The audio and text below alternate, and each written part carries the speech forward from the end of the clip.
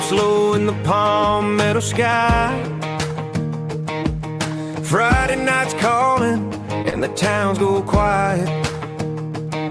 From Doug Shaw Memorial to John McKissick Field, Carolina football, it's the heart we feel.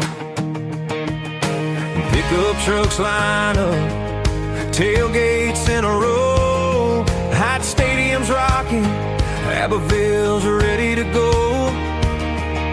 The Sumter Gamecocks charge, Gaffney's standing tall, every small town's dreaming neath the lights of fall. Four-quarter Friday, where the heart beats pound, Carolina shuts down every town. From the first snap to the final play, we're living for the glory of a four-quarter Friday.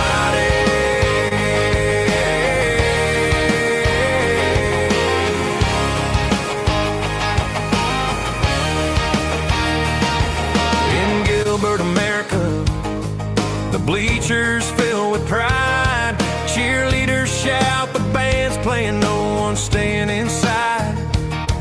The boys in pads hit hard, chasing that old dream. Under stadium lights, it's more than just a team.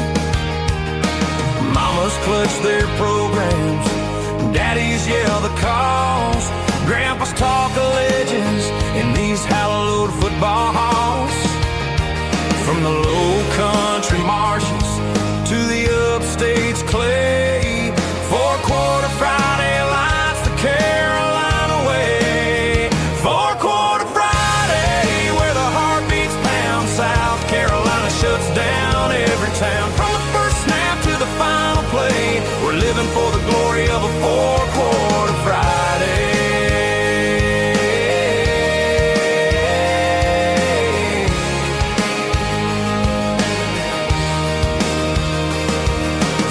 Shaw's roar to McKissick's sacred ground. Hot Stadium's fire, you can feel the sound. Sumter Gamecocks fly, Gaffney holds a line, J-Mo run the dang ball, we're screaming for a sign. Rivalries burn bright, the clock's ticking down. On four-quarter Friday, we're the talk of the town. When the whistle blows and the scoreboard fades away, the lessons from the field guide us every day. Teamwork, grit, and pride, it's more than just a score. Carolina football's what we're fighting for. From the PD rivers to the upstate's misty hills, four-quarter Friday gives our hearts a thrill. Four-quarter Friday, where the heart beats pound, South Carolina shuts down every town. From the first snap to the final play, we're living for the glory of a four-quarter Friday.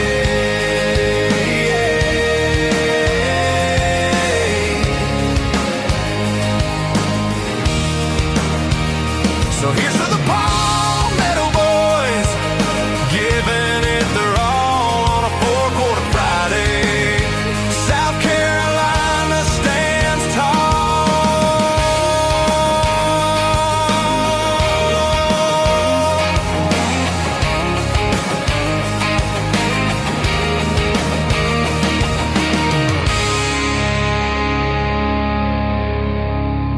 Welcome to Four-Quarter Friday, part of the Chief Sports Network, talking South Carolina high school sports every Friday morning, and proudly presented by the South Carolina Athletic Coaches Association, with weekly appearances from coaches, players, and media around the state. Let's go!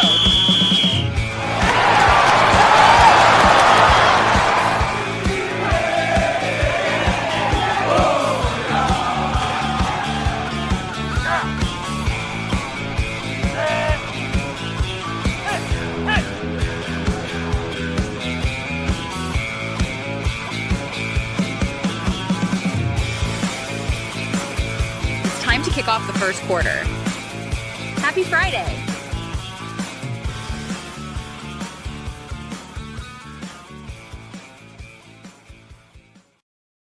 And welcome to Four Quarter Friday here on the Chief Sports Network. I am Matt Smith. That is Steve Hall. He is responsible for that fantastic signing day intro. We're here to bring you the latest from around the Palmetto State's high school programs, which will include some of those key signees. We'll have a guest on that just a little bit later. First, kind of in our second quarter, we're going to be joined by Byrnes head basketball coach Layne Fowler as his team tries to navigate a brutal closing stretch in Region 2-5A. Later on, we've got Crestwood athletic director Terrence Scriven. He's going to join us in about an hour. And Steve, we did not do this with intention. I have an Easter egg for you. Okay, this is something that I did not bring up to you prior because I wanted to surprise you with it because we did not do this with intention at all. But our guests today have an uncanny connection. Are you ready for this? You have to follow the thread, okay? Terrence Scriven, the athletic director at Crestwood, he is in the Claflin Hall of Fame as a player, okay? He was a baller, scored over 1,000 career points at Claflin. Layne Fowler, our first guest, head basketball coach, many of you know for Byrnes. He's got a state championship to his credit, great coach. Well, he was a great player himself. He played at PC and College of Charleston collegiately. He led his high school team past Kevin Garnett in Malden back in 1993, okay, in the state playoffs.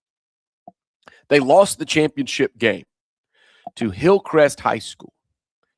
Not the Hillcrest from the Greenville area, not in Simpsonville, but the one in Dalzell that has since merged. That Hillcrest High School team from Dalzell won the state championship, featured two names you'll know, Ray Allen and T. Morant. T. Morant is Ja Morant's father, and he used to go by Ronnie back then. Hillcrest High School closed and was merged with Maywood, which is why they got Crestwood, how they got Hillcrest and Maywood, and they made Crestwood, where Terrence Scriven is now the AD. We told you he was a Claflin Hall of Famer. And with whom did Scriven play and was inducted into the Hall of Fame at Claflin alongside in 2023? T. Morant, who was part of the team that beat Layne Fowler, so he never got his state championship as a player back in 1993, back in the mid-90s. So I guess, yes, that's a long way to go to tell you that they have all those connections, but they both shared the court, obviously, with T. Morant.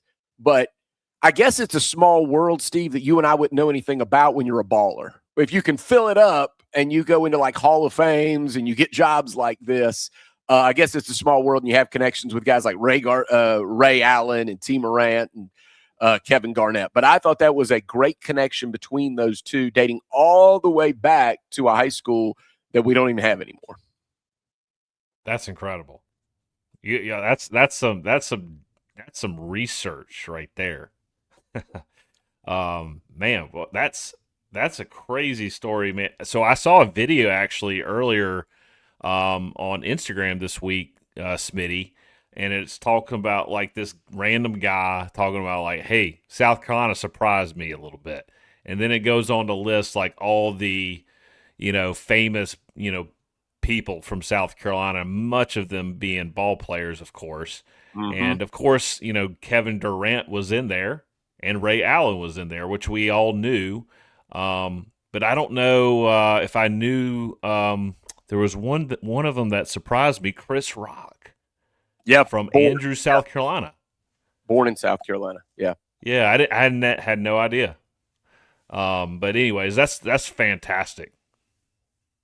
I think it's great that, we'll ask both Layne and Terrence about that. And of course, with Terrence Scriven, there's so much history there playing at Claflin. He was the athletic director at Gaffney, and then he came back to that Sumter area. I really want to ask him about his ties and pull to that area, why he wanted to come back there. And of course, he's doing a terrific job. And again, the intro was phenomenal, Steve. I love, because it is so hard to capture what you did in our intro, which is signing day, because so many of people that are following us right now and joining us on the program, we look at it from the collegiate perspective. But look at all of these players and athletes across the state with their dreams coming true, and you don't know where those dreams are going to take you, what particular sport they're going to go, and you really captured it in that intro. I hope everybody can see it again. I hope there's a way that we can get that out there, because there's so many faces that are going to be that you'll know that either your son or daughter or somebody played against, shared a court with. I just thought it was great. You did a great job of capturing what signing day is from the high school perspective. Yeah, and we'll get that video out as a standalone, shareable on socials. Which brings us to a great little tie-in. Please remember that we are asking you to like, subscribe, follow, dislike our videos, whatever you want to do on our new YouTube channel. We have Spotify and Apple Podcasts. We're on the Chief Sports app. That's really a great place to watch on demand as well, along with Inside the Gamecocks and SEC Sunday Night. And Pat DeMarco and Steven Garcia's Tailgate Talks podcast is a great place to kind of find all the shows in the Chief Sports Network. That's what we want. I didn't mean to put you on the spot, obviously. I thought you did a terrific job of capturing what it is. And of course, and we'll go with this later. I'll reveal somebody in my family had a signing day, a big signing day ceremony. We'll get to that, but I want to hear about Terrence Scriven as well, Steve. Maybe you can go ahead and tell us the connection that he's got. Obviously, he's the athletic director at Crestwood High School, but he has a signing day connection too. Yeah, and we'll kind of ask Coach more about his cousin, but his cousin recently signed with Newberry, and we'll bring that graphic up on the screen and then put it out. But his cousin Deshaun just signed for Newberry football, and a great defensive back from Crestwood High School. We're excited to have another Palmetto player profile. Nice alliteration, Palmetto State Armory. If you're listening, this is a great opportunity for you. Can't wait to get into that, Smitty.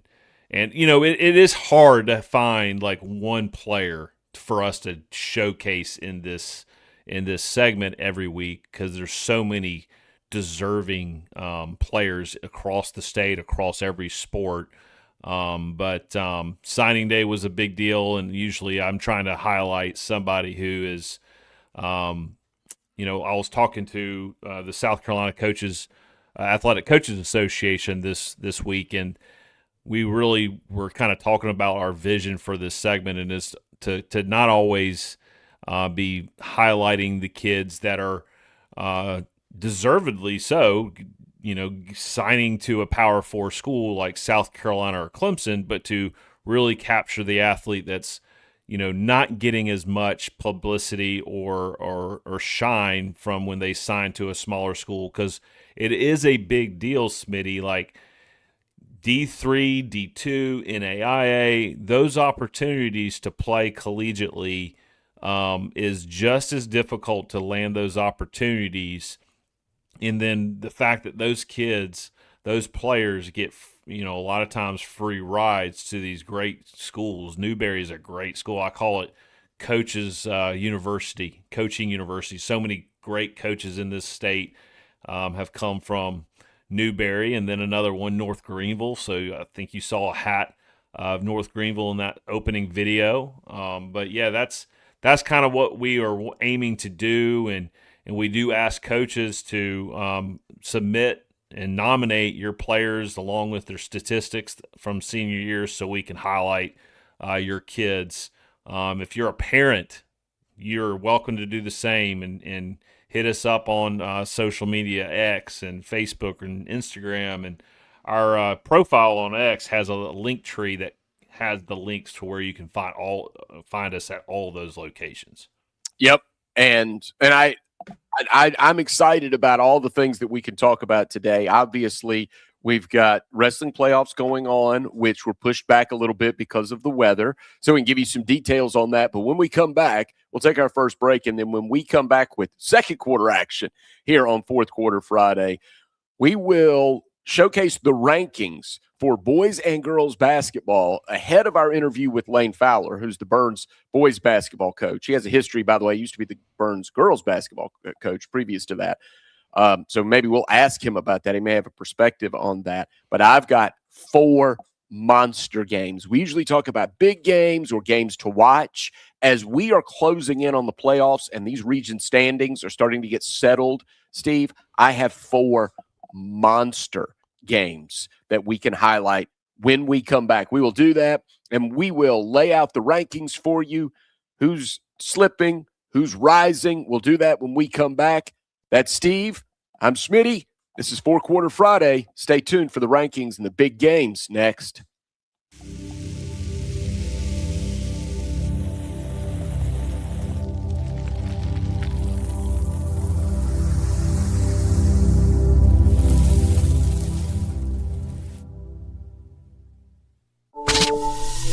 It's football season. The Barn Dominium Company wants to help you build your dream home with your dream space to watch the games and entertain your friends and family. Make your dream a reality. Visit thebarndominiumco.com. That's thebarndominiumco.com for floor plans, photo galleries, locations, and to learn more about us.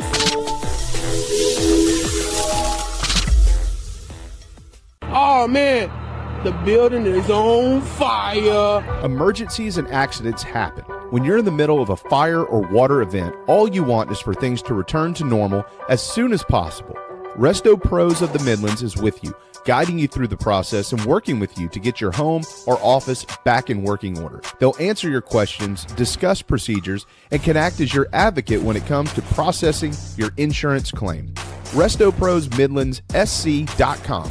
Open 24/7 when you need them. Quality that is guaranteed. When playing sports, you want a coach that will fight for you. At Hewitt Diamaduros Law Firm, we've got your back. Whether it's personal injury, insurance disputes, negligence, or wrongful death, our team delivers exceptional legal services that makes meaningful difference in the lives of the individuals and families we work for. Visit hdlawsc.com. hdlawsc.com. Hewitt Diamaduros, we're on your team.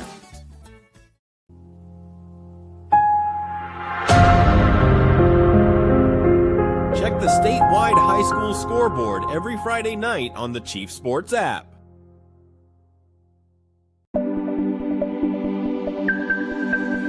You're tuned into the state of South Carolina's weekly high school show, 4 Quarter Friday, hosted by Matt Smith and Steve Hall, part of the Chief Sports Network, and proudly presented by the South Carolina Athletic Coaches Association. Keep believing, no plans on leaving, even if we have a losing season. Grind is a capital letter on my baseball cap. It's what holds us together around this dot on the map. Now it's the color I bleed in the stitches in my stitches and my stitches and my stitches and my pride is a capital letter on my baseball cap. It's what holds us together around this dot on the map. It's the color I bleed in the stitches in my shoes and my jacket matching right.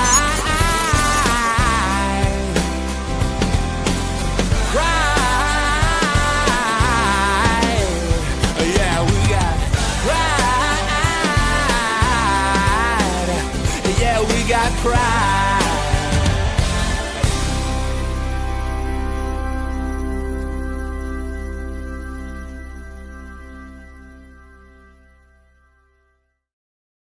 Welcome back to 4 Quarter Friday here on the Chief Sports Network. Steve Hall, Matt Smith with you. We've got Layne Fowler, head man for Byrnes basketball, coming up as part of our 3rd quarter. And we also have Terrence Scriven that will join us, athletic director for Crestwood today. And as we told you in our opener back in the 1st quarter, they were both ballers back in the day. Now, we'll see how humble they are. We'll see if we can pull a story or two out of those two from their days on the court before they highlight this next generation But right now what we want to do is go over the top 10 rankings for both girls and boys basketball and some of the major monster games that we have got coming up, either tonight or coming up next week. As you can see, Ridgeview is still at the top in 5A Division I. As a matter of fact, these weren't changed from last week because of the weather and the lack of games, or I guess some teams played and some didn't. So these are unchanged.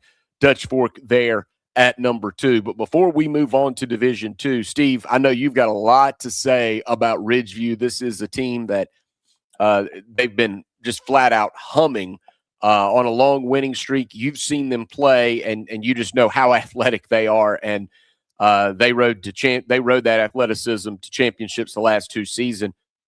You and I both have said, even after they took an early loss in region play to Westwood, watch out when they get rolling, and they're rolling now. Yeah, so I had a chance to watch them play against Spring Valley via the YouTube. Watch Fox 57 was broadcasting. I think Stacy Huff was on the call. Those guys do a great job, and had a chance to watch them play Spring Valley at Spring Valley on Friday night before the snow came in. And as we were all hunkering down, that was a great thing to be able to watch. And I saw what we all see on paper. I mean, they're long, they're very athletic, they are pretty deep as well. And Talon Staley was shooting the lights out from 3. They play incredible defense. I don't think the starters were really in much in the second half. It's going to be a tall mountain to climb for any team to beat them. They seem to be on a mission to get to their 3rd state championship in a row, and it's awfully exciting to see that ball club play. They're different than I think a Byrnes will be, as Coach Fowler will probably talk about somewhat later. We'd love to hear his thoughts on looking down the road a little bit, as much as coaches don't like doing that publicly and in the locker room. They are kind of looking about preparing their minds for how to play certain teams when they are different. Ridgeview's going to play really good defense. They're going to be hard to shoot the 3 against because of their length and their athleticism, you would think. So, that's exactly what I saw. I saw what we all thought we would see. The saying, we are who we thought we were. Who was it? Was it? That was Dennis Green who said they are who we thought they were. And Right. Ridgeview is who we thought they were, and that's a positive thing. That means they are the favorite, one of the favorites, or probably the favorite right now in Division I. They are 20-3, 8-1. So because of the schedule, you mentioned before the snow came in, because of some of this weather, some teams are pulling, they're playing like 5 region games in 11 days. And I think Ridgeview is one of those teams. They played last night, beat Lugoff Elgin 73-48. And you mentioned the defense. Well, there it is, 48 points with the pace that they play. Only surrendered 48. They play at West Florence tonight. I just don't know that anybody's going to get Ridgeview in the regular season. If they get gotten, I think it's going to have to be in the playoffs somewhere. Again. Yeah, I would think so. All right. Also in Division I, we want to highlight Dutch Fork. They're playing great basketball as well. 6-1 in Region 4, 5A. Their only region loss is to Irmo. And that was a defensive game. That was the Yellow Jackets beat the Foxes 48-42. Dutch Fork is at Lexington tonight. West Ashley, they're a team that, once you get out of the Midlands, sometimes when they don't cross over during the regular season, you don't know how good they are, but I'm sure there are plenty down in the Low Country telling us how good West Ashley is right now. 19-3, 7-0. Nobody's gotten them as part of Region 8, 5A. They've won 11 straight, Steve. They're looking to make it 12 in a row when they play host to Stall tonight. Cane Bay is 19-4, but how good is their region? They're only 4-3 in Region 7-5A. They are one of the better defensive teams in the state. They took losses to Berkeley and Goose Creek, but Cane Bay has a chance at redemption tonight. Berkeley and Cane Bay tonight. That one has major playoff implications because Cane Bay is 4-3. They've taken some region losses. We'll obviously talk about Byrnes and Dorman coming up with Layne Fowler. I can tell you that Byrnes and Dorman are two of those other teams, Steve, greatly affected by weather up there in Region 2. That's what's happened in that kind of that Spartanburg County, Greenville County area. And Byrnes did get a win last night. They knocked off Spartanburg in a tight one. We'll talk about that with Layne Fowler. Dorman defeated Gaffney last night. So both of those clubs got wins. In 5A Division 2, Riverside is fantastic. They've won 11 in a row. They play nearby Eastside tonight. Westwood, that's a team that you know precisely how good they are, Steve. They handed Ridgeview its only region loss. Then Ridgeview returned the favor, which snapped an 8-game win streak for Westwood, but they've started a new streak. They beat Spring Valley just as Ridgeview did. So Ridgeview got them last Friday, and then Westwood got them on Tuesday. Poor Spring Valley, they've got a tough schedule, it looks like. But Westwood is now tied with Ridgeview for the region lead. Goose Creek, we've been talking about them all season long. How about their record, Steve? 21-1, 6-0 in region play. Only one team has gotten them inside state borders this year. They're at Stratford tonight. TL Hanna is fantastic. And then I wanted to highlight Greenville because Greenville's a team that played such a difficult schedule that I think they were forgotten. They were lost in this shuffle. They're 16-6. So you might say, oh, that's a good record, but how good are they? You see them ranked 6th there in Division 2. But don't forget this, 9-1 in Region 1-5A play. Okay, I think you throw out the 6 losses. They've beaten, listen to this, Greenville has beaten Westwood, Riverside, your number 1 team there in Division 2, and TL Hanna. Those 3 teams, Steve, are a combined 57-7. Westwood, Riverside, and TL Hanna have gone 57-4 against everyone not named Greenville. Do not sleep on the Red Raiders. They will be in the playoffs, and they will be dangerous. Irmo's a team I wanted to mention. They're at White Knoll tonight. Would you like to be at that one? I don't know if you can get to that one, Steve, but boy, would be a great atmosphere. Irmo and White Knoll with the rivalry that those two teams have. No one scored more than 61 against Irmo in region play. 4A boys top 10. You've seen Gray Collegiate. You loved them. They're 19-2, 11-0. They're another one. What do you think, Steve? Is anybody going to get them at all, or they're your favorite? I think they're my favorite. I think they're ranked number 1 for a reason, but it's going to be interesting in the playoffs. I mean, North Augusta's right there. They were missing their best 2 players against them in the final region matchup that we talked about last week. Wilson is right there at number 3 with some say maybe one of the best players, if not the best player in South Carolina, and the junior Josh Leonard.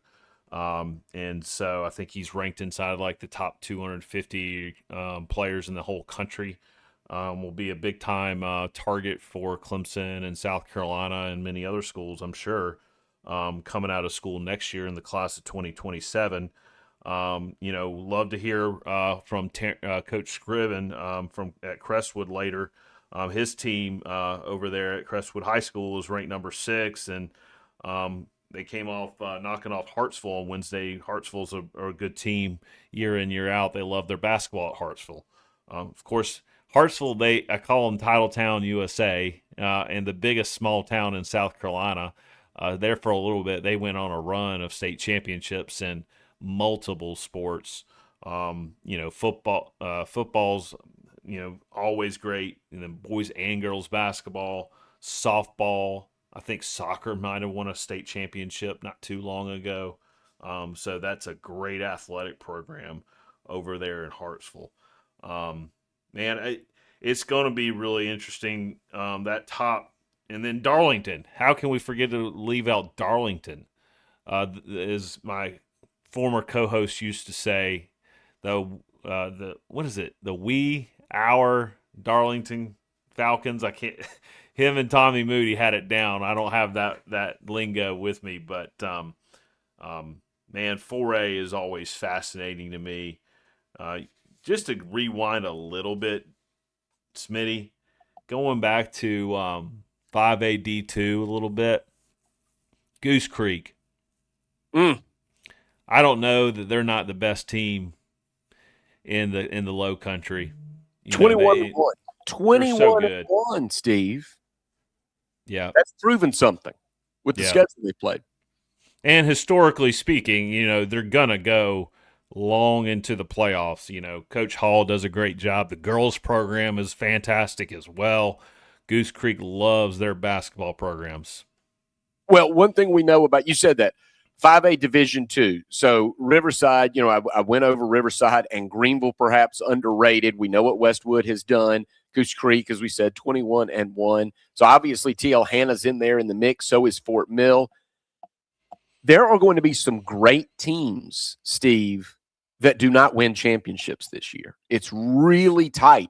I mean, some of these teams aren't going to make the semifinals. And that is going to be a hard pill for those clubs to swallow, as good as they are. If we can, let's move down to 3A, 2A, and 1A before we move on to our interview with Coach Fowler. But 3A boys, I highlight this every week, Steve. I love that Christchurch has that feather in its cap, knocking off Dutch Fork. And Christchurch has done a lot more than that. They're 18-1, undefeated in Region 2, 3A. No one is threatening the Cavs' supremacy in that region. And to me, one of the best wins all season came back in January when the Cavs beat Dutch Fork, igniting this long 11-game winning streak they're on. And I would love to see Christchurch square off with Loris. Now, Loris is at Marlboro County tonight. How about this? The Loris Lions this season, they have 3 losses, all to 5A teams. That's a 3A program in Loris that has only lost to 5A teams.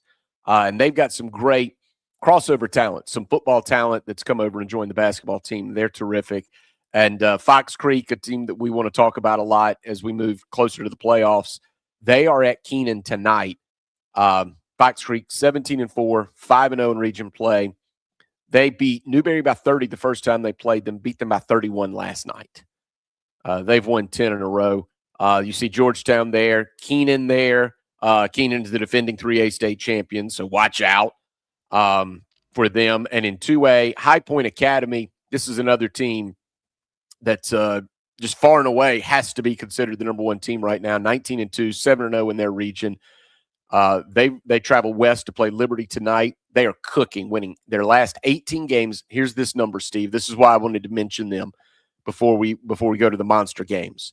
High Point Academy has won its last 18 games by an average of 30.3 points. That's absurd. Teams are not getting close to High Point. They've had a couple of close calls in there, but teams for the most part aren't getting close. And down in 1A, Horse Creek Academy is 18-4, but region play 11-0. Horse Creek hosts North tonight. They beat North 77-47 last month. Horse Creek knocked out of the playoffs in the opening round last February. I don't think they're knocked out in the opening round this year. They have retooled, and they are good. So before we take our break, I want to go into our monster games, Steve. I'll get a quick reaction to you from these. We'll start in 3A. I mentioned Keenan, defending state champions, hosting Fox Creek tonight. And Fox Creek beat Keenan 3 weeks ago. So now you have a Keenan team that, with that championship medal, that championship coach, to me, this is the ticket of the night to see those two teams play. With revenge on the mind of Keenan, obviously.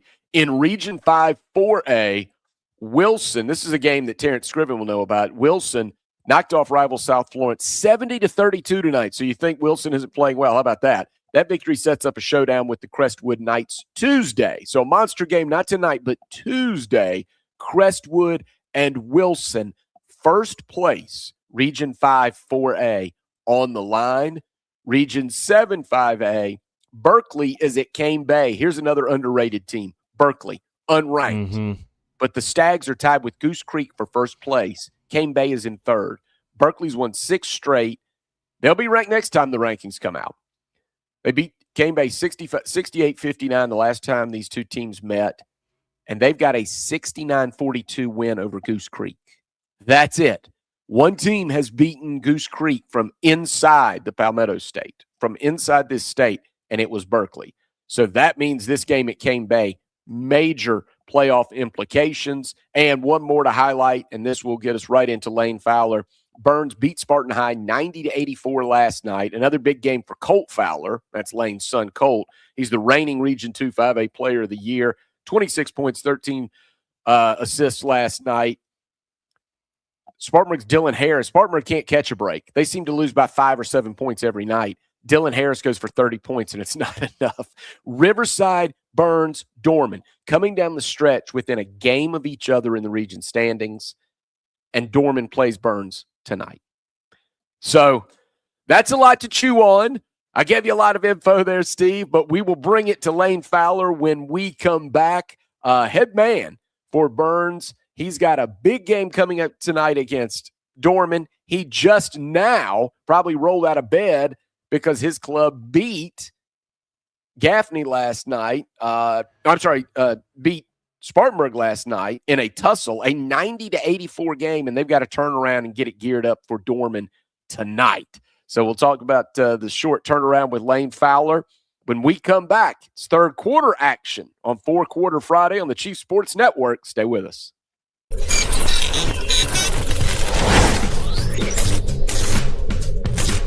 Palm Casual Outdoor Patio Furniture proudly supports high school athletics across South Carolina. If it's time to make your outdoor space the best it can be, with lifetime warranties and guarantees, visit one of our Palm Casual stores in Myrtle Beach, Bluffton, Somerville, or Mount Pleasant. PalmCasual.com. PalmCasual.com. Turn on the lights. It's Friday night.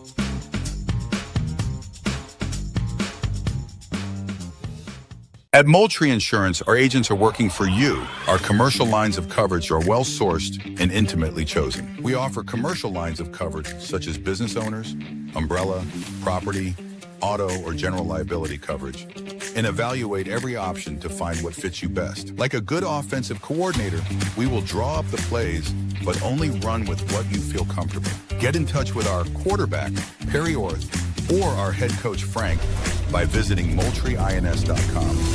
MoultrieINS.com.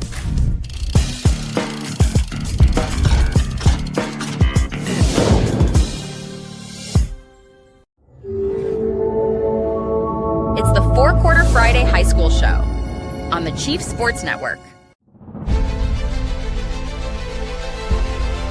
Proudly covering high school athletics across the state of South Carolina with accurate, trusted analysis, in-depth interviews with coaches, media, and players, and quality information.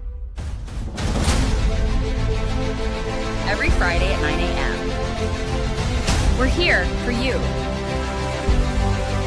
Proud partner of the South Carolina Athletic Coaches Association.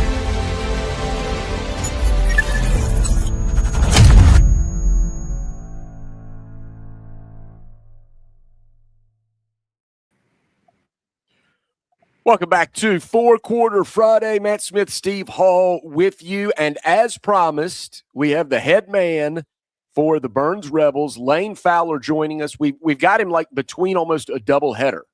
They played Spartan High last night. They have Dorman tonight.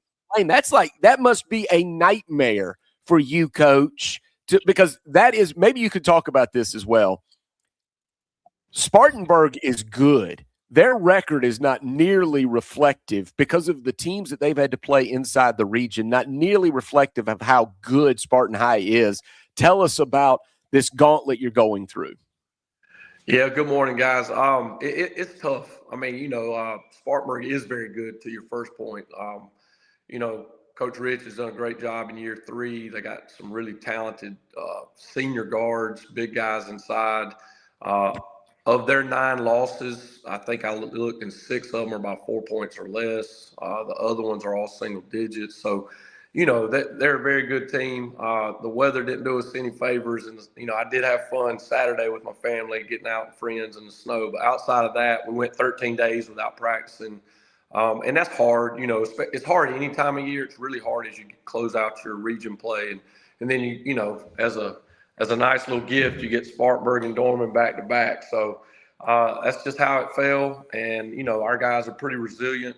So we're excited, to get this game tonight. Obviously at Dorman, it's our rival. It's one of the biggest games, if not in the state. It's definitely the biggest game in the upstate. Well, Coach, you mentioned your family and that Fowler name. Now we're spreading it everywhere. You've got Will playing at Converse. Colt was the region player of the year last night. Missy Fowler is the head coach for the girls basketball team at Byrnes, and they're top the state rankings, by the way.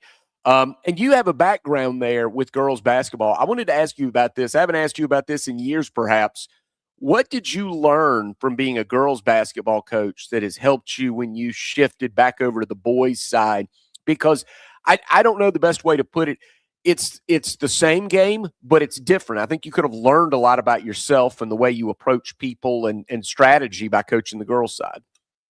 Yeah, I enjoyed my 6 years as the girls' coach. I'd never really imagined or dreamed I'd be the girls' coach. I was the varsity boys' assistant. Coach Bentley came to me as our AD then. I was like, hey, our girls' job's open. And I was like, well, Coach, no disrespect. I've never coached girls. I'm not sure. He said, Layne, it will help you so much with your career for so many things, for scheduling, being the head guy, just knowing how to run a budget, plan your own practices, a lot of things. And I'm glad, Coach Bentley and I had that kind of relationship, and he thought that much of me. And I loved coaching the girls. I had some really talented players. We had some really good teams. As far as differences, I think your competitors are your competitors. I do think the girls were, a little bit more apt to want to do the fundamentals and the little things. The guys at times, I'm not saying they just want to roll the balls out and play, but, it's just a little bit different. But overall, I would say there's more similarities, especially with, the kids that they crave the discipline. They want to be part of something more than themselves and being on a team. And like I said, we had some really good teams. And now I've been the boys coach for 17 years. So it was a blessing for me in my 27-year career to be the girls coach at Byrnes for 6 years. Coach, being as good as y'all are this year, and it's one of the toughest regions in the state, if not the toughest. What's clicking right now for your team, and where do you see room for growth as the postseason approaches? Yeah, that's a great question. I like where we've been offensively most of the season. We've been able to get out and transition. We're at our best when we can have big gaps to attack, get pitch aheads, drive the paint, get your kick out for three. Obviously, your dump downs, if the defender steps up to your post guys. And I have the best guy that leads that. I mean, I say that humbly, but Colt has great vision. He's got good speed. He's a kid that wants to distribute the basketball. His scoring has improved, but he's a distributor first. I'll say this: I'm disappointed at 22 games that we haven't been more consistent defensively. We've had to outscore a lot of opponents, and you learn throughout your career. You beat teams in different ways. I am a little old school, and I hang my hat on good team defense. And we have shown good team defense at times this year, just not at a consistent enough base, level. I thought we played really good team D the last time we played Dorman. I thought last night against Spartanburg for about a quarter and a half, we played really good D.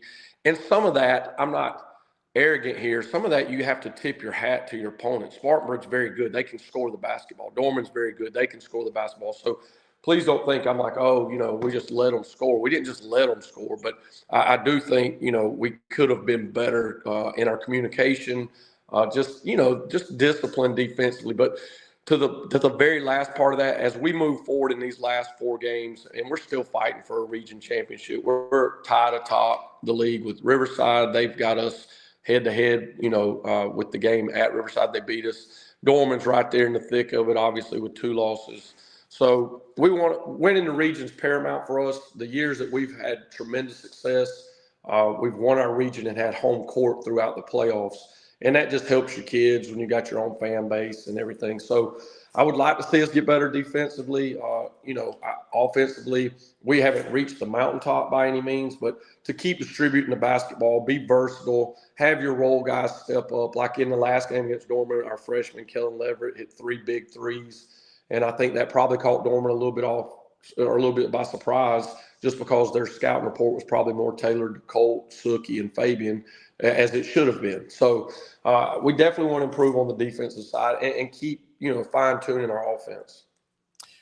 This is Layne Fowler, his club, the Byrnes Rebels, fighting for a Region 2 5A championship. They play Dorman tonight.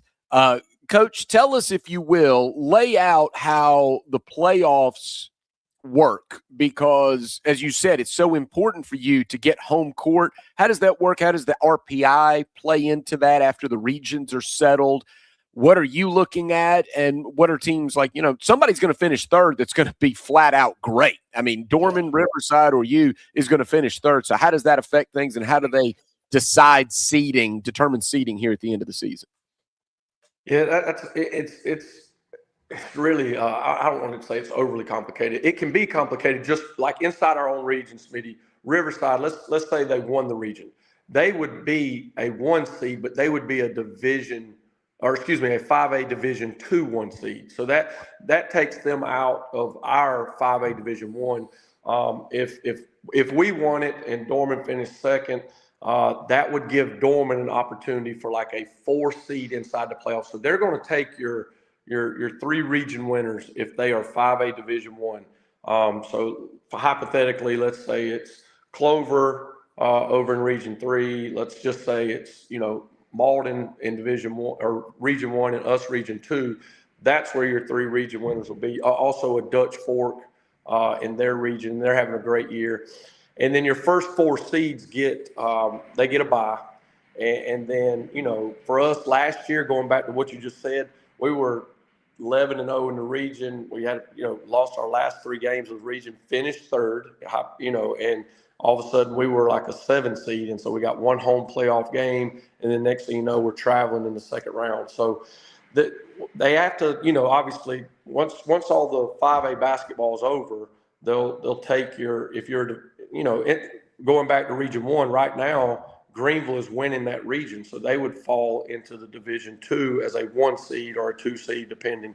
The RPI comes in to where, let's say us and Dutch Fork both won our region. Well, now you get to the RPI, which factors in strength of schedule, wins, losses, opponent strength of schedule. There's several things there that factor in, kind of like a max preps ranking. That's in there as well. So there's still a lot left. I haven't allowed myself to truly look into the playoffs, and that's not me just saying that. We've got 4 tough region games left. I'm just going on how they went to last year's model.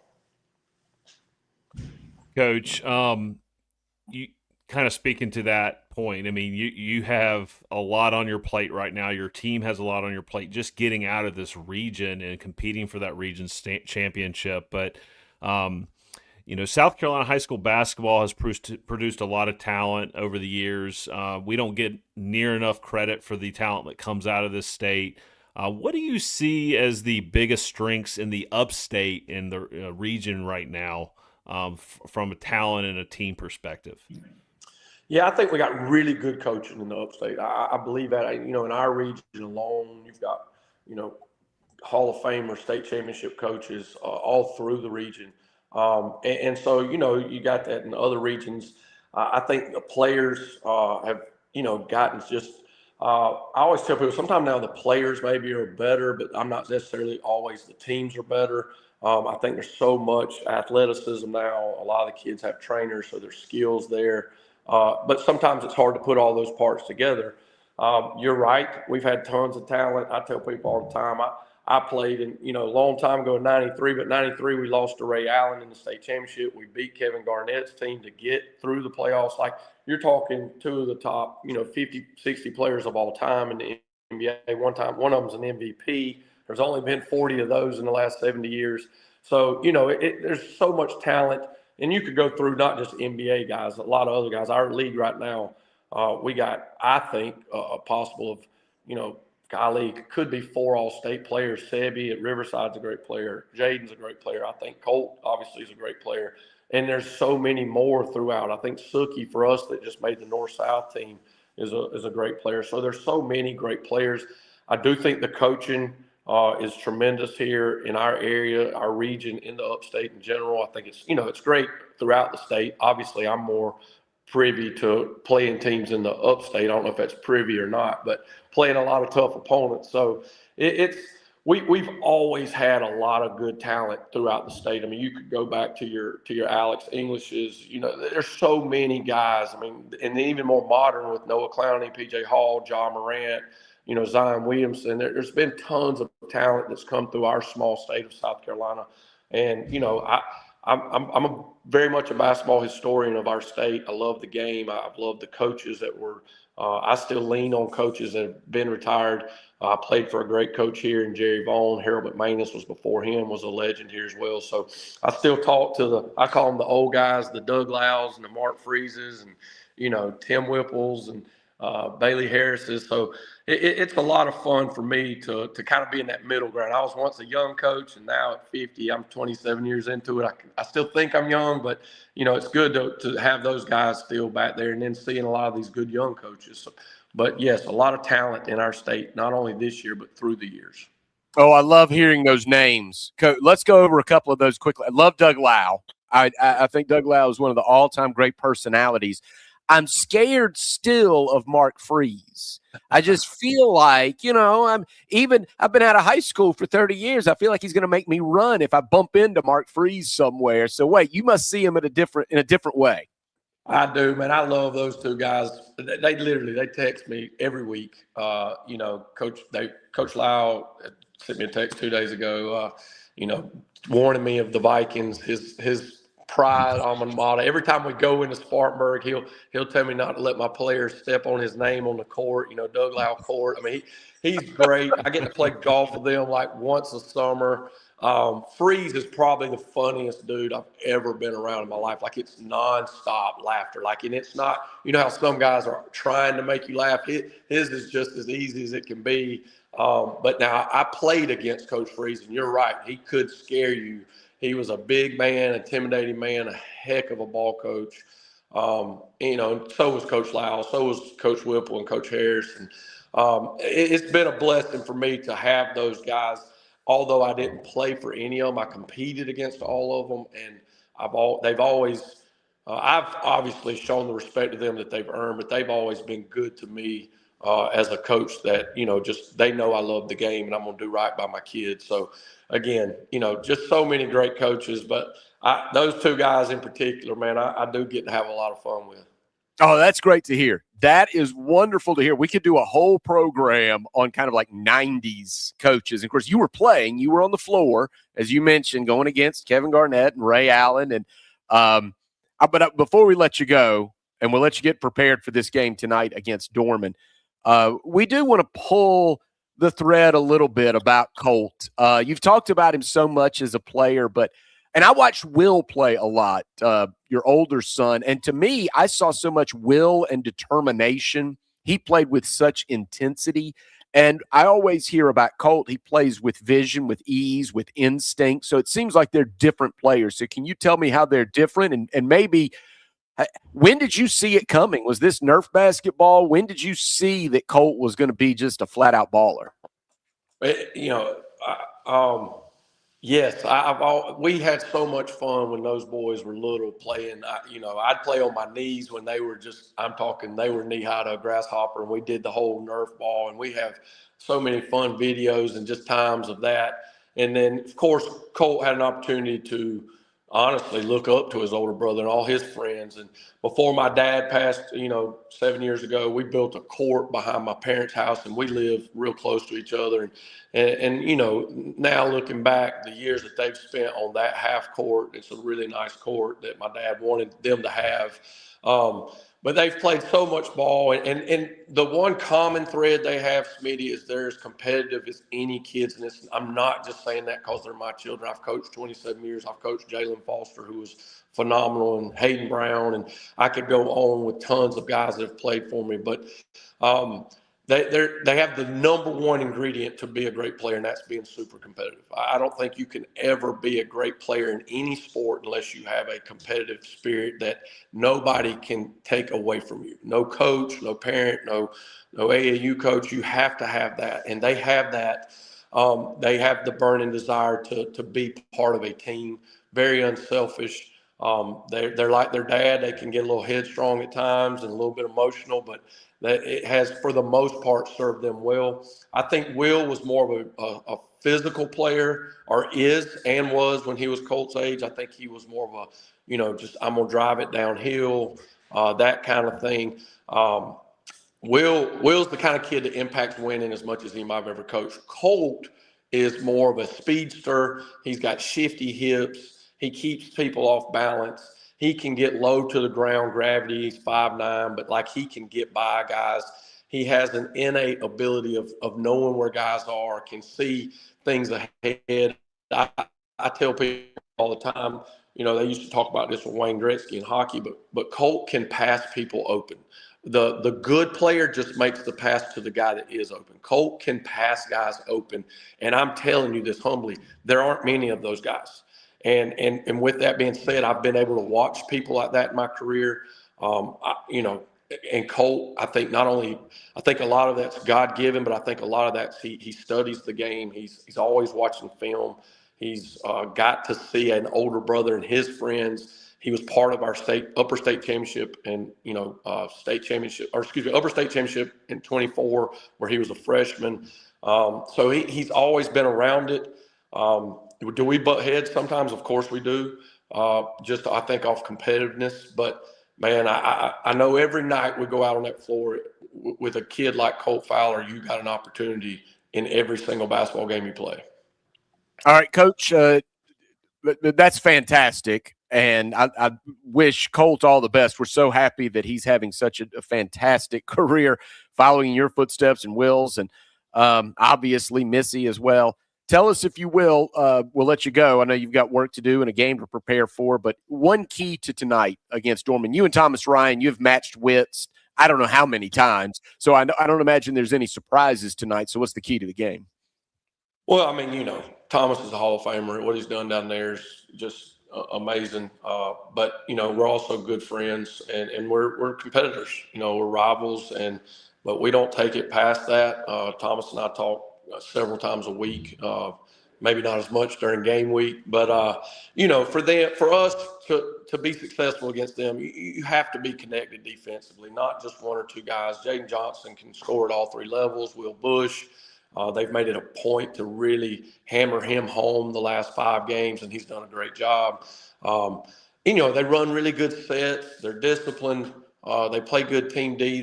They're one of those teams, it's almost like an old Bob Knight throwback. Like most teams end up beating themselves, and they don't. You have to go out and beat them.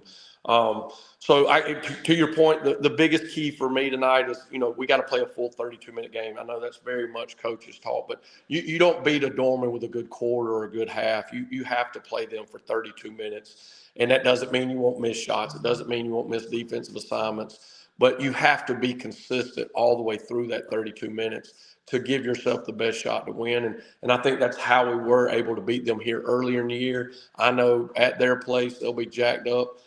We went a long stretch of never winning over there. We've won the last 2 over there. And I say that humbly because we probably went 8 or 10 years of not winning over there. So we want to go over there tonight and play, some of our best basketball, obviously not just for tonight, but as we move forward going to these playoffs. Yeah, if you're within driving distance, that's a game to get to. That is a monster game.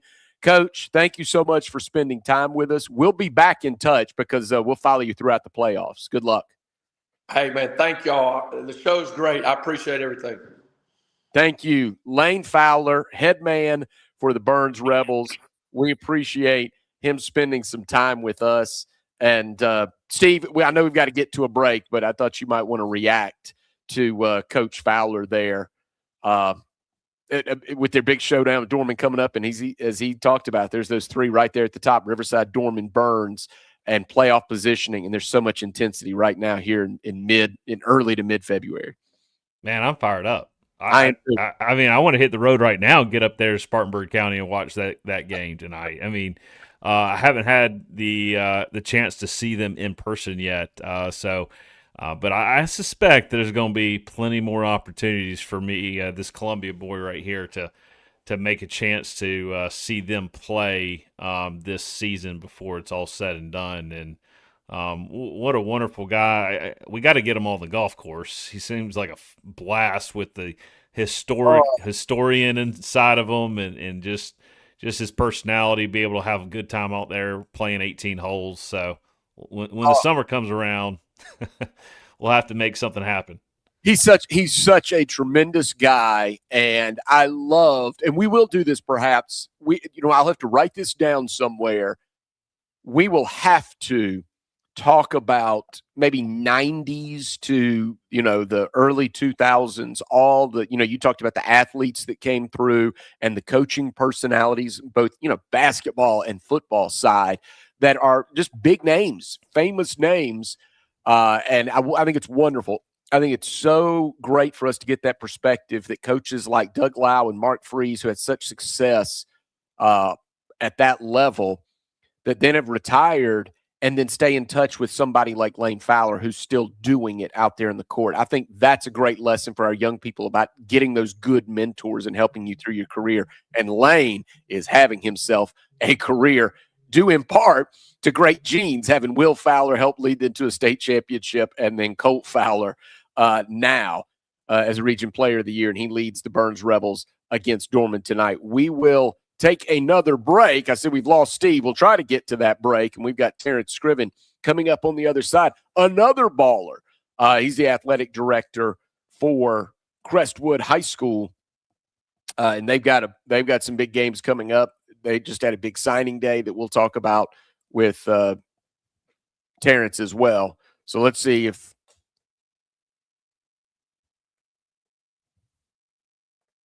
Steve has disappeared. That's okay. We'll get back. We'll get to that break in just a moment. We will get to Terrence Scriven, but quick reminder that you can catch everything on the Chief Sports Network on the app. So absolutely download the app. If you're just joining the show, perhaps down the YouTube stream, you missed the beginning of that conversation with Layne Fowler, or you've missed any of the conversations that we've had in recent weeks with coaches and athletic directors.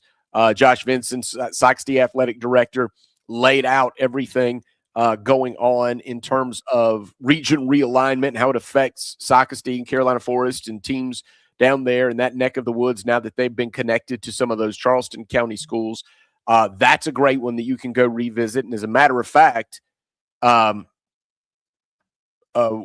thing we're going to tell you about after we talk to Terrence Scriven is Jamar McCoy, James Island head football coach, who has some strong feelings about regional realignment and reclassification as well. All right, let's take a break. When we come back, Crestwood Athletic Director Terrence Scriven joins us on Four Quarter Friday. Stay tuned.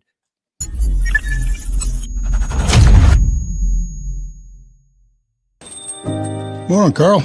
Usual? Yeah. Your oldest was in here the other day. Said the two of you took a trip down to my neck of the woods. How'd that go? You might as well give me one of those Carolina cars while you're at it. I knew I liked that one. Yeah. There you go, my friend. Thanks. Hey, Carl. Congratulations. See you tomorrow, Freddie. You bet. Welcome to Dry Space Crawl Space Solutions. Basement crawl space encapsulation designed for your specific needs. Your crawl space can be susceptible to all sorts of issues, including moisture buildup, mold growth, and structural damage if not cared for properly. Let our trained experts provide basement crawl space encapsulation solutions to protect your home, improve air quality, and enhance energy efficiency.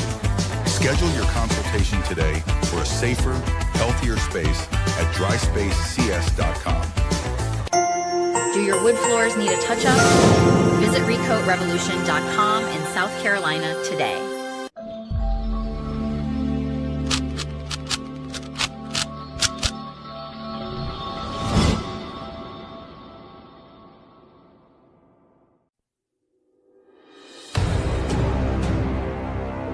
Welcome back to Four Quarter Friday, part of the Chief Sports Network.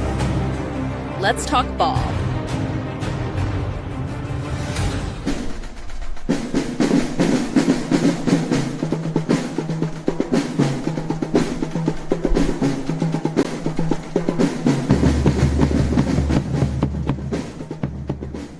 Welcome back to the Four Quarter Friday show. On this beautiful February day, we have Coach Terrence Scriven coming from Sumter County to join us. And Terrence, you are just been announced the new Director of Membership of the South Carolina Athletic Coaches Association. You had a cousin recently make a commitment on signing day. We played a video before the show started. He signed to Newberry, and he's actually going to be our Palmetto player profile segment today. And just wanted to kind of get your expert analysis on your family and talk about what kind of player he is, and then also, your new role inside of the South Carolina Athletic Coaches Association. Welcome. Hey, thank you guys for having me, man. I really appreciate it, and thanks for all you guys do for everyone involved with athletics across the state, and what you guys do for the South Carolina Athletic Coaches Association and your support. I think this is really huge, and I really appreciate what you guys do. So thank you again for having me on. And just to talk about my cousin, Deshaun Scriven. It's kind of weird when we got here in 22. Scriven's not a common name, so if I hear Scriven, we're related somewhere down the line. So when he got here, I knew of him.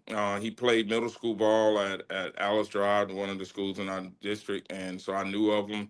And so when I got to Crestwood back in 22, that was his 9th grade year. And so I go up to him and I said, "Hey, who's your family? What's your grandfather's name?" And the next thing you know, I'm like, "Oh crap! You definitely you're definitely related to me." But then we just clicked, and he's a real model student athlete. Not because he's a family member, but he's definitely would do a really good job. He also played in the Shrine Bowl. Coach Nelson does a really good job with our guys, and he played in the Shrine Bowl. Really good student athlete, no trouble, and I wish him the best. I think he'll do a really good job when he gets to Newberry once he gets acclimated. But I'm really excited for him. I mean, we had him and a couple other kids sign the other day, but I'm really excited for him, and he'll do well. Really good athlete. Well, Coach, signing day was yesterday.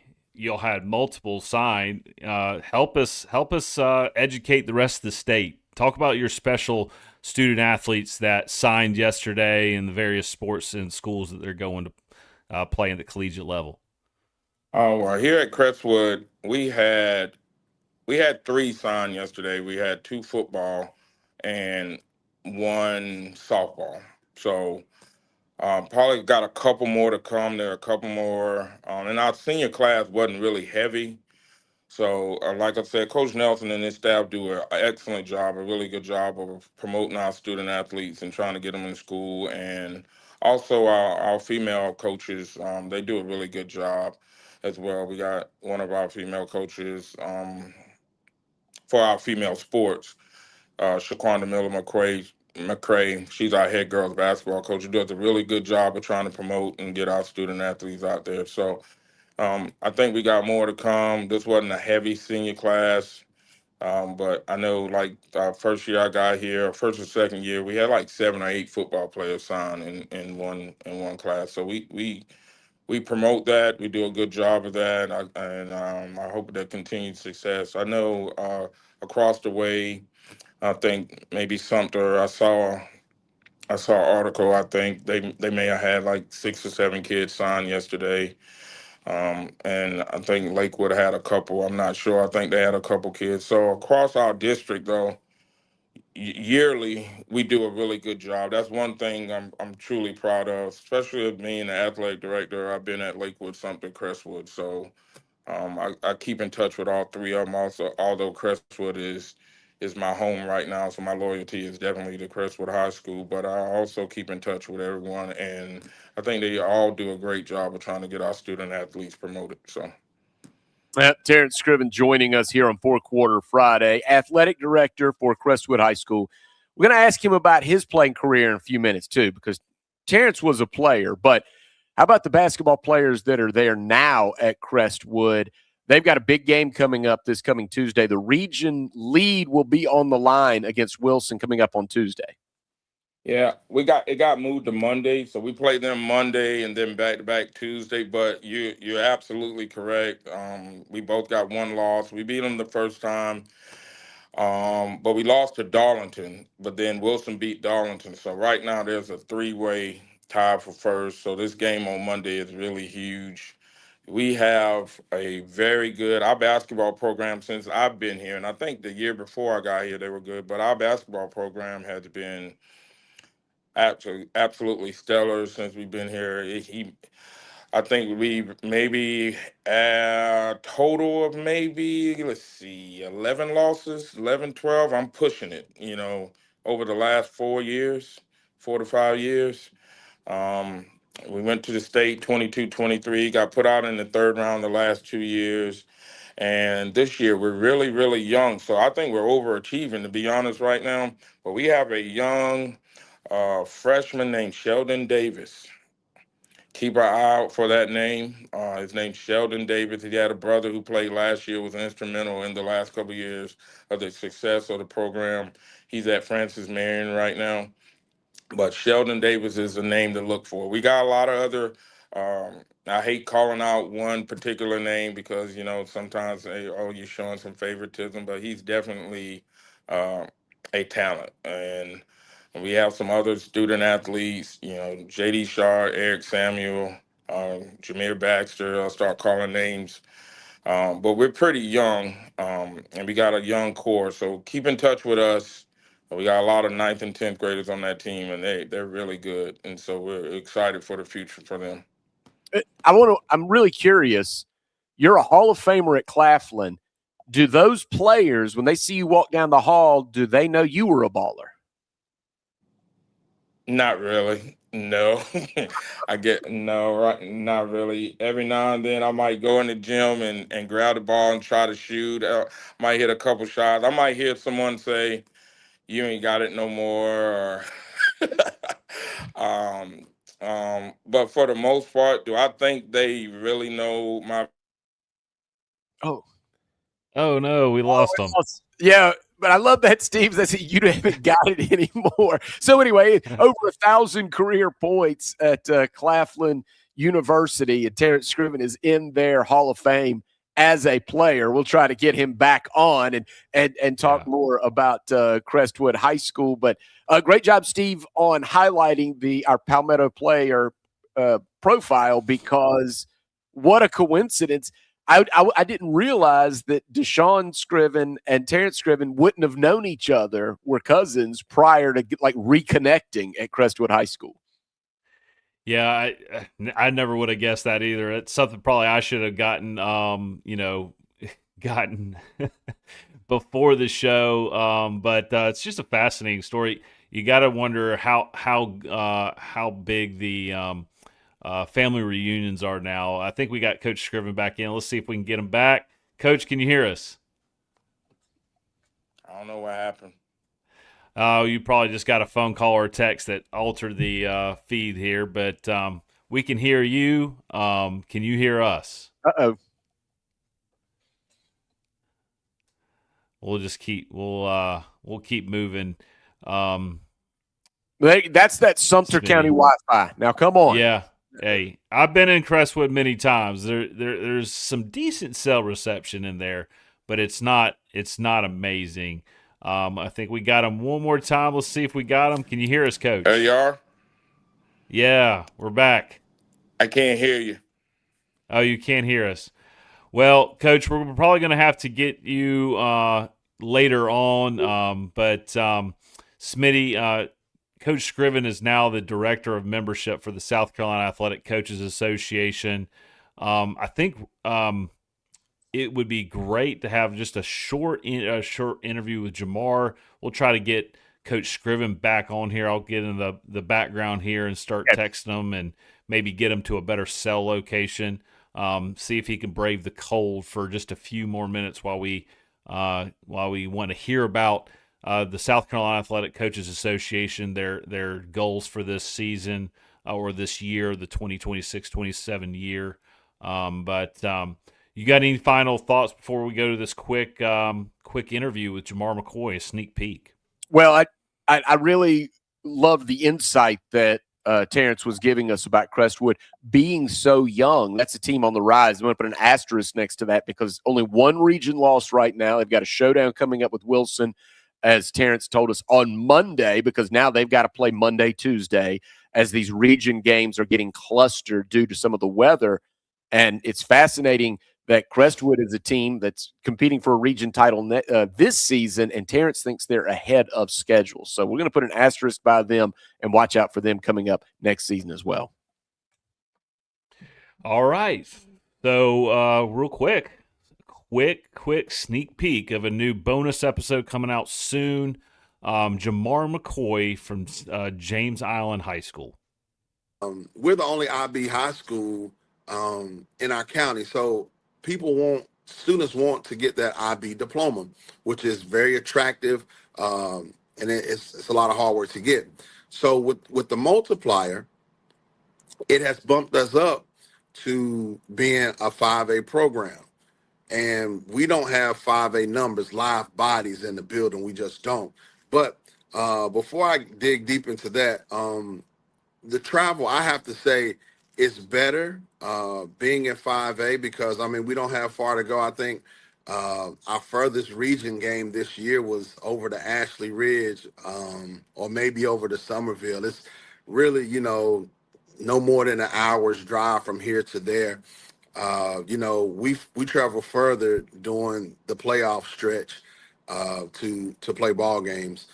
Now, when we were in 4A several years ago, the travel was a bear to get out to Hilton Head or Beaufort or May River or one of those schools, down south of us. It was a haul. It was a haul for sure. But at the same time, when you compare apples to apples and oranges to oranges as it relates to warm bodies in the school, grades 9 through 11, those schools in Beaufort County, down in Hilton Head, those are the schools that we are comparable to, not to a Somerville or Ashley Ridge that has 25, 26, 28, nearly 3,000 students in the building. Like we just don't. It is what it is.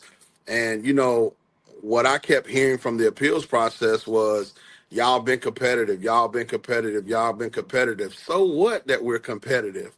Clemson is competitive.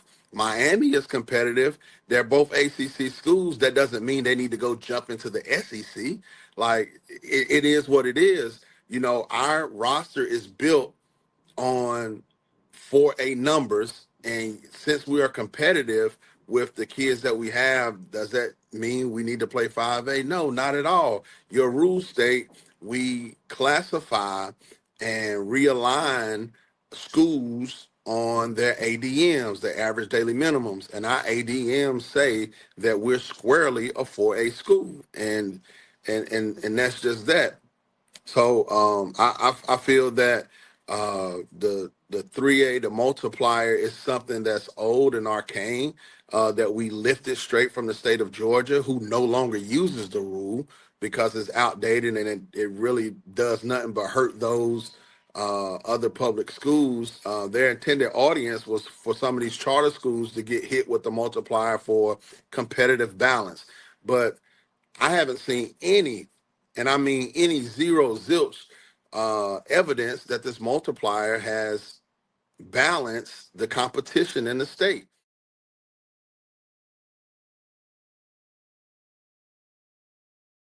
Oh, and you can hear there Jamar McCoy, head coach for James Island, speaks with a lot of passion about a lot of topics. And that's something that you don't want to miss is the full conversation with Jamar McCoy. I really enjoyed it, James Island head football coach. Yeah. Yeah, that was a great conversation. He did not hold back. He had some really good thoughts and ideas that I think will be hopefully flushed out in the near future as we continue to try to make high school athletics in South Carolina better. We have a lot of great people in this state that is their mission every day when they go to work. And Coach Scriven is another one of those people. And we got Coach Scriven back. Coach Scriven, can you hear us now? I'm here. Awesome. Well, Coach, we wanted to get you in here again to kind of finish up the conversation. Crestwood High School athletics is rocking and rolling. Y'all do a great job all over the place, from football to cross country and track and all those non-revenue sports. But you've recently taken on a new role with the South Carolina Athletic Coaches Association, our proud partner, as the new director of membership. What does that role look like for you on a month-to-month basis, and what is the mission behind your role? First, I want to go back to what you said, and I don't know what happened, but I want to give a huge shout out to Crestwood High School, to our athletic program again, all the good things that we have going on. There's a lot of things people can say negative about. Oh no. Well, Smitty, I tell you what, this is just the thing that we've gotten used to on the 4-Quarter Friday show. School Wi-Fi networks are just really hard to get around sometimes, and coaches with their cell receptions in certain areas don't get great coverage, and Crestwood High School in that area is a little bit hit or miss depending on what cell coverage you have. So we'll have to try to get we'll have to finish that interview with a recording, don't you think? Yeah, we'll catch up. So certainly, if you're a fan of Crestwood High School or just want to know more about what's going on with the South Carolina Athletic Coaches Association, we will make sure we close out that conversation with Terrence Scriven and bring it back to you one way or another in the coming weeks. Hey, what else we're going to do?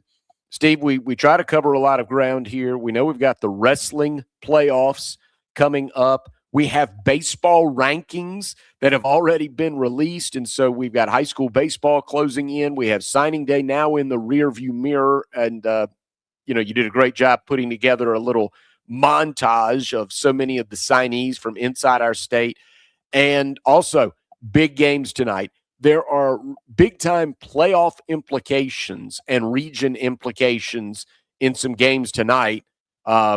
I want to highlight those again before we exit the show. But if you're within driving distance, we talked last week about take a kid to a game. If you're within driving distance of one of these 4 games, these are mine that my monsters tonight.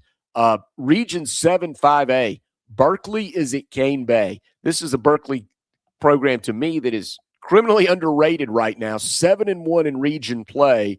They've won 6 straight, including a 68-59 win over Cane Bay back in late January. And how about this? This is the one, an exclamation point next to this game. Berkeley beat Goose Creek 69-42. They've got something. I don't know whether it was the switch, perhaps getting some of those football athletes back, but they flipped a switch after that holiday break, and they have been absolutely rolling. So that's the Cane Bay area. The Cobras are playing host to the Stags tonight, Region 7 5A. Region 5 4A, we talked to Terrence Scriven about this. He said it's a young Crestwood Knights team. On Monday, they will play Wilson for the region lead in Region 5. There. Region 4 3A, the defending champs, Keenan, are looking for revenge against Fox Creek tonight. That game is at Keenan. So to me, that is a big ticket. And then you and I were both fired up after talking to Layne Fowler, head coach for the Byrnes Rebels. Byrnes beat Spartan High 90-84 last night. So you see the kind of pace that Layne Fowler likes to play with. Meanwhile, Dorman beat Gaffney 69-66. That sets up a showdown between Byrnes and Dorman. Byrnes, Dorman, and Riverside separated by one game in Region 2 5A. Dorman kind of, if they want to win the region championship and get that long run of home games as they close in on the playoffs, that becomes a must-win tonight at Dorman. That's a game, if you're within driving distance and the weather is clear, take a kid to a ball game. Those are 4 suggestions. You can't do better entertainment than that, than catching a game with all of those implications. And there's just going to be so much intensity in those arenas tonight. That's a warm place to be. When the crowd is juiced up like that, Steve, that's the warmest place you can be tonight in South Carolina. And yeah, I mean, I'm staying inside, and I'm glad baseball hasn't officially kicked off just yet. We still got a few weeks before the first games get started, but man, coaches all over the state are pulling their hair out right now. Spring coaches with their tryouts getting pushed back, and the snow delayed school, and they couldn't even have practice, and then it rains like cats and dogs across a lot part of the state, and so that pushes it back. I think cuts might be made by today or tomorrow, but it's definitely thrown a wrench into the calendar for every AD and head coach in the spring sports season. But can't wait for the baseball season to pop up. Can James Island, can they repeat as a state champion? Last year they beat a really good Lexington team. Lexington County has great baseball programs. Gilbert High School with the legendary coach Ashley Burnett leading that program for years and years are always a force to be reckoned with at the 4A level. What is your eye on typically right now for baseball season? Who are you keeping an eye out on? Yeah, I'm really interested in now Dorman High School. Look, I mean, full disclosure, I know Dorman comes up sometimes. That's where I went to school. And they were a baseball power. They under Jack Jolly. They were not when I was there, when I was playing there, but they are under Jack Jolly. And I can't wait to see these early season tournaments, Steve, one of which is going to be the Classic in Georgetown in my backyard. I'm going to get to that. We're going to have so many of the state's top players and top teams that are going to be a part of that. I know they've got a big tournament coming up in the Midlands as well. And I hope we've got great weather for those. I'm excited about seeing all those teams together out there. I think Dorman, from what I am hearing, because I do, continue to have some connections there, they are just deep and loaded this year, and they've got a great coach and they've got a great program, and they have a lot of second-generation players, names that you're going to hear. We'll highlight those in the coming weeks because we will, as we kind of get into the basketball playoffs, we will do kind of a basketball guest, and then we'll also start getting some of these spring guests on, baseball, softball, and some of the other spring sports, and baseball's certainly going to be a part of that. But I know I sound like a homer in saying this, but I'm just telling you, the rumors are that I'm hearing from the connections I have in the upstate, Dorman is just loaded, and they've got a great coach at the helm. So a great jockey and then great horses to run with this season. And I'll get to see them in person at the Classic baseball tournament coming up right there in the first week of March. Well, Smitty, it's been another great four-quarter Friday. We got a little bit of time, but I can't wait to see what's going to be on Inside the Gamecocks next. SEC Sunday night later on this weekend. Rob Williams does a great job with that, and then we got late night Gamecock show later on. That's on Sunday now as well, isn't it? Yeah. So all you have to do is be a part of the Chiefs. Download the app. That's where you want to be. If you download the app, you can see everything and get all the choices. And you said, I love the SEC show. I love the late night Gamecock show.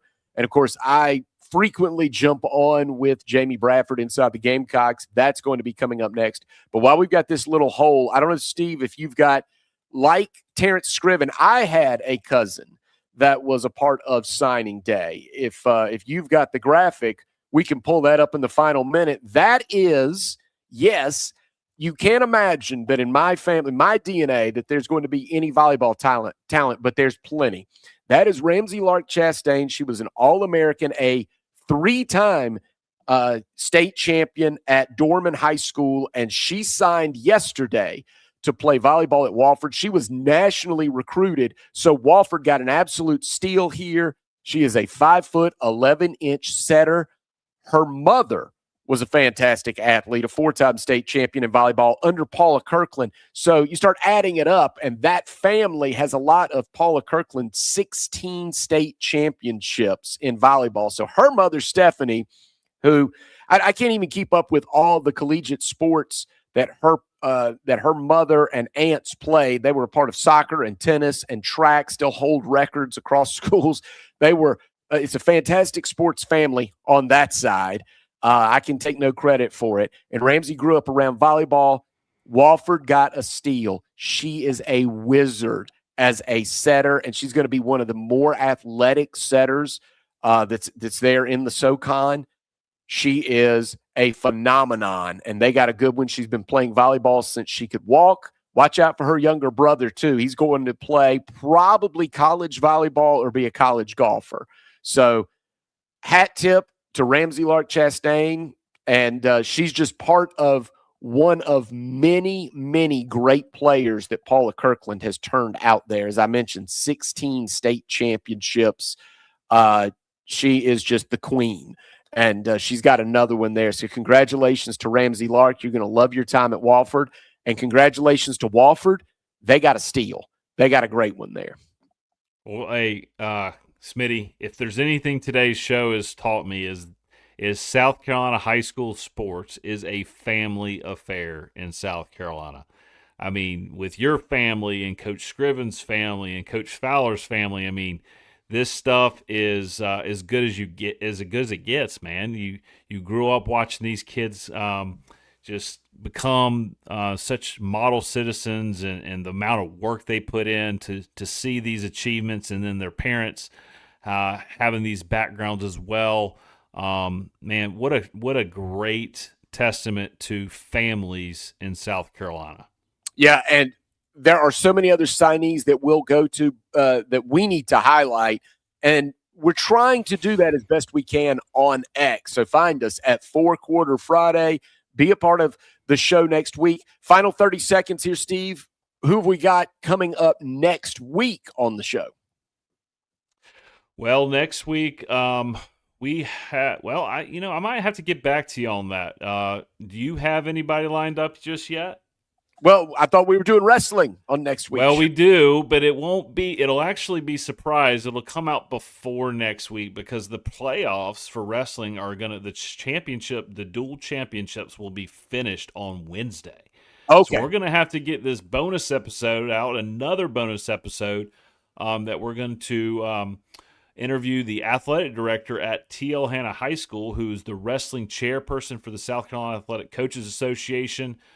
We have third and fourth rounds happening soon.